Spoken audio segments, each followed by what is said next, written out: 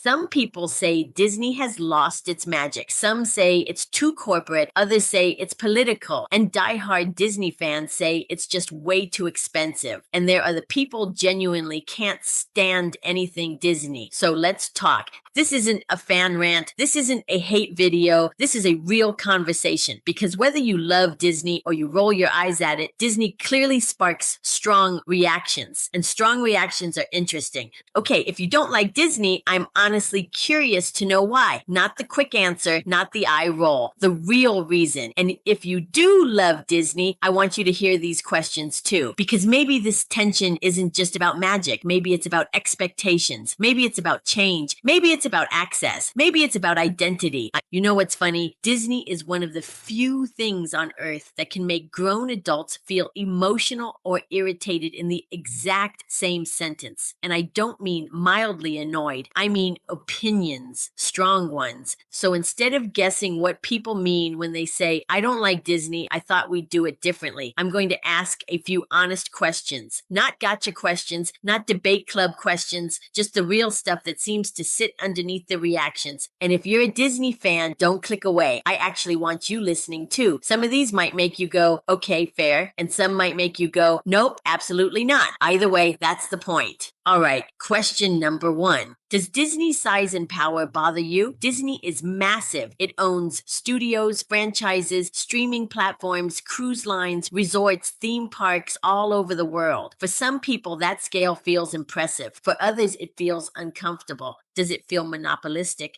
Does it feel like one company has too much influence over entertainment and culture? And if that bothers you, is it about Disney specifically, or is it about any company reaching that level of power? Because scale is complicated. Scale creates polish. Scale creates immersion. Scale creates technological innovation that smaller companies simply couldn't fund. But scale also creates influence, and influence makes people uneasy. So when someone says, I don't like Disney, I sometimes wonder, is it the rides or is it the reach? Second question, has corporate Disney overtaken creative Disney? This one comes up constantly. It's not about storytelling anymore. It's about shareholders, quarterly earnings reports, stock performance, strategic expansions. Has business started leading creativity instead of supporting it? Or has Disney always been both art and business? Walt Disney wasn't just a dreamer sketching cartoons. He negotiated deals. He borrowed money. He took financial risks that terrified people around him. Disneyland itself was considered reckless at the time, and now Josh D'Amaro is CEO. He's known for being park-focused, guest experience-focused, future-focused, but he's still leading a public company. So the question remains, can someone be both visionary and financially disciplined at that scale? So when we say corporate Disney ruined it, what do we actually mean? Do we mean creativity feels safer now? Do we mean decisions feel strategic instead of magical? Or do we just see behind the curtain more than we used to? Because transparency changes perception, and perception changes emotion. Third question, has corporate Disney ruined Walt's vision? Walt had a very clear philosophy: innovation, optimism, forward movement, storytelling that pushed boundaries. He said Disneyland would never be completed as long as there was imagination left in the world. So here's the harder question. Would Walt recognize today's Disney? Would he walk through a fully immersive Star Wars land and feel proud? Would he see franchise integration as brilliant synergy, or would he feel like something tipped too far into commercial territory? Has growth protected his legacy or diluted it? And here's the twist. If Walt believed in constant evolution, would freezing Disney in time actually go against his vision? That debate runs deep. Next question, has the storytelling changed? Some longtime fans say yes. They say it feels brand-driven. They say original concepts are replaced with intellectual property. They say risk-taking has been replaced with safe expansion. But others argue storytelling has simply evolved. Technology has improved. Immersion is deeper. Narratives are more layered. So what exactly changed? Is it the stories themselves, or is it how often those stories are monetized across platforms? Is the issue creativity or commercialization? Those are not always the same thing. Next, has the magic changed, or have we? The first time you walk down Main Street, it feels cinematic. The music hits differently. The castle looks larger than life. The fireworks fireworks feel emotional, but familiarity changes things. The 10th visit feels different than the first. Adulthood feels different than childhood. Responsibility feels different than innocence. So when someone says Disney lost its magic, I gently wonder,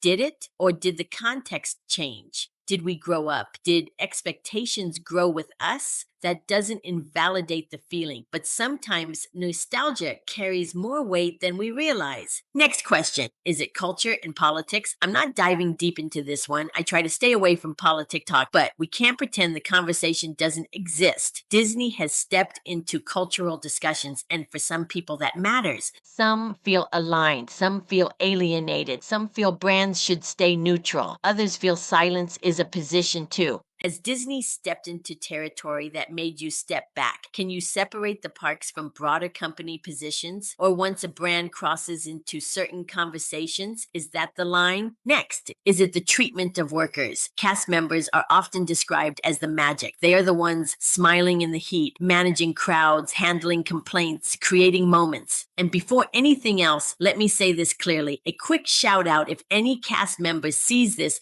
to every cast member in front of the guests and behind the scenes in costuming, custodial attractions, food service, entertainment, engineering, leadership. You are the true magic of the parks. The rides matter. The fireworks matter. But you are the heartbeat, the patience, the kindness, the small moments people remember for years. So whatever side of this conversation someone lands on, that part deserves respect. Okay, back to the discussion. Cast members are so important. I got a bit off track. There have been discussions about wages and working conditions for the cast members. For some guests, that affects how they feel about supporting the company. Does it for you? Does ethical concern override nostalgia? Or do you see Disney as comparable to other large corporations? It's complicated, but it's part of the conversation. And finally, is it the cost or the feeling of being priced out? Tickets are higher, food is higher, merch is higher, hotels are higher, add-ons exist, planning feels complex. It's expensive. That part is factual.